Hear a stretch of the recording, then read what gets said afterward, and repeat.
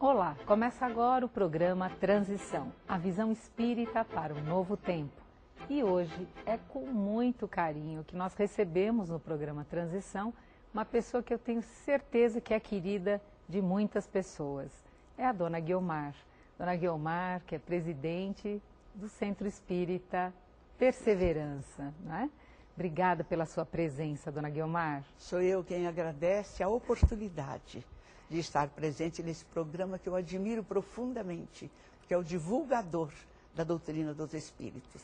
Eu fiquei sabendo que a senhora, antes de ser espírita, a senhora era protestante. O que aconteceu para essa mudança na sua vida? Muito interessante a sua pergunta. 2 fatores foram preponderantes. O primeiro é que eu procurei o pastor dizendo, olha, eu vejo os espíritos, eu ouço gritos lacinantes, eu quero morrer, eu estou perturbada. Por que isso acontece comigo? Ele falou, porque a irmã está fraca na fé, mas eu não estava. Eu correspondia plenamente, toda a exigência da igreja era muito firme, era muito atuante. Aquilo chocou-me um pouco, mas não foi ainda o ponto principal, culminante. Mas estava andando na rua direita, encontrei um colega, que fora meu colega de presidente, Prudente. Ele estava cabisbaixo, arrasado, perguntei, o que houve? Ele disse, minha irmã foi morta pelo tarado. Eram 2 irmãs, eram gêmeas. Uma era completamente oposta à outra, desobediente, e gostava muito de farra, de dança, de bebida. E a outra não, estava sempre comigo, trabalhando na igreja e procurando realizar o melhor. Então perguntei o nome daquela, diferente. Ele falou, não. Quando ele falou que era aquela que eu a considerava uma verdadeira discípula de Jesus, aquilo chocou-me. E eu falei, e onde está Deus? Porque nas minhas preleções eu dizia que Deus era onisciente, onipresente, que estava tomando conta de todos os seus filhos através daqueles que o representavam. Sim. E falei muito da sua justiça, falava muito da justiça de Deus. Mas aquele fato veio demonstrar-me que Deus não era justo. Então briguei com Deus. Cheguei em casa e disse para a mamãe, não sou mais crente, não gosto de Deus, Ele não existe, se existe é pior do que uma madrasta, não quero saber de Deus. E fiquei 8 meses brigado com Deus.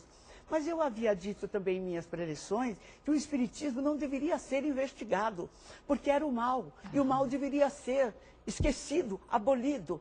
E que o espiritismo era a religião praticamente do demônio. Sim. Eu não queria nada com Deus. Um domingo eu falei, eu vou à federação procurar o demônio.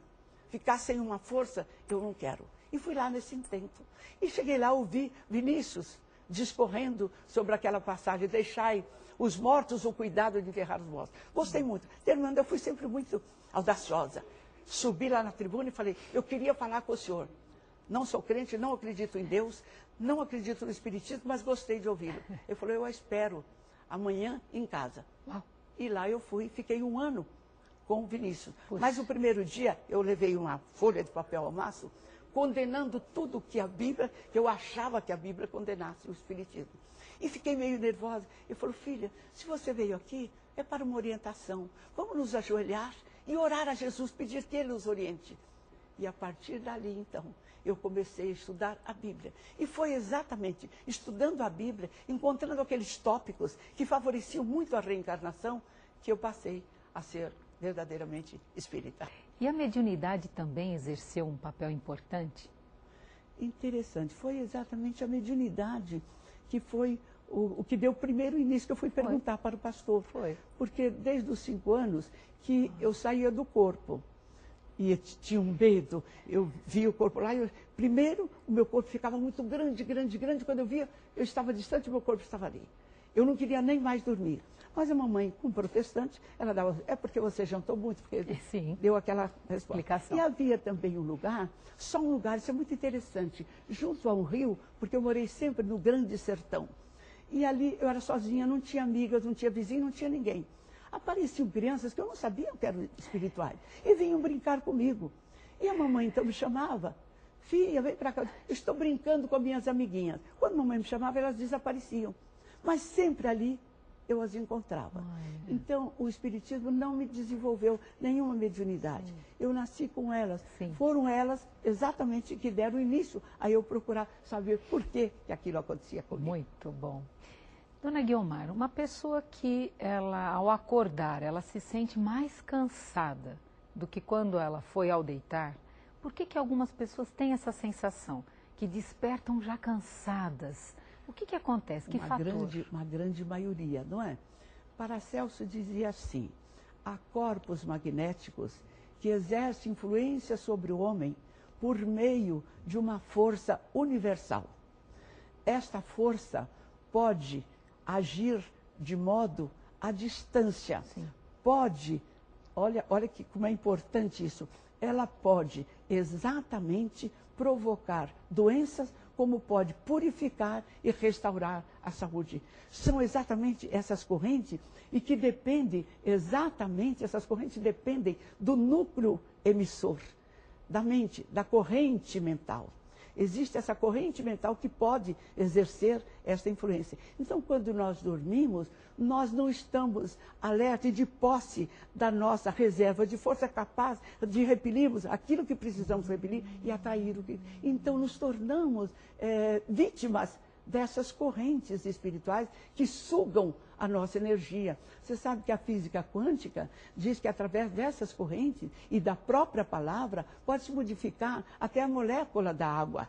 Então, o pensamento incidindo sobre você de forma negativa, com a inveja, ou mesmo desejando o seu mal, pode exatamente consumir a sua energia e fazer com que a pessoa se desperte muito cansada. Nessas oportunidades, é muito importante a pessoa procurar um recurso, um mecanismo que possa fortalecê-lo de tal sorte que ele não seja vítima dessas irradiações negativas.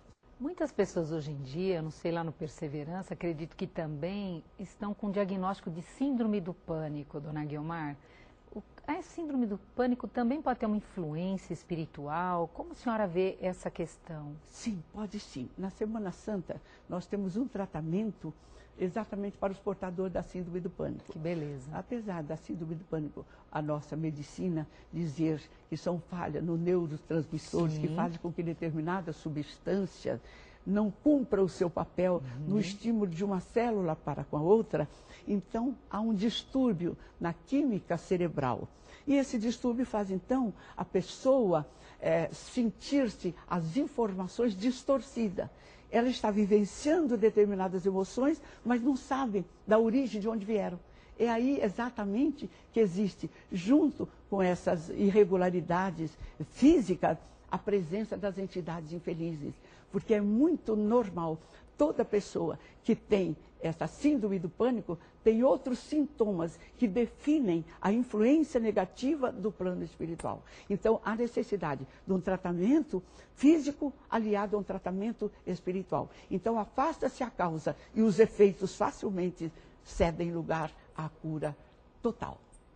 Quando a senhora contou da sua experiência quando a senhora era criança, isso me remete a uma outra pergunta.